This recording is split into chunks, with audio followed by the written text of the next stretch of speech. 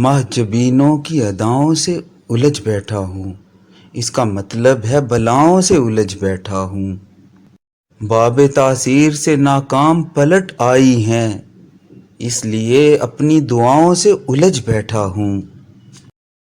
تیری دہلیز پہ جھکنے کا سوال آیا تھا، میں زمانے کی اناؤں سے الجھ بیٹھا ہوں۔ جو مسافر کے لیے باعث تسکین نہیں، ایسے اشجار کی چھاؤں سے الجھ بیٹھا ہوں۔ جو غریبوں کا دیا پھونک کے تھم جاتی ہیں، ایسی کم ظرف ہواؤں سے الجھ بیٹھا ہوں۔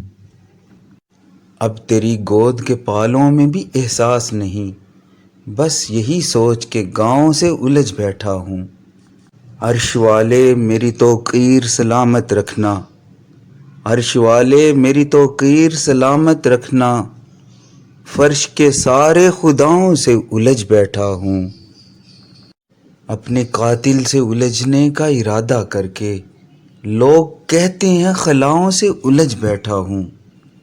ایک کم ظرف کی بے ربط جفا کی خاطر شہر والوں کی وفاؤں سے الجھ بیٹھا ہوں۔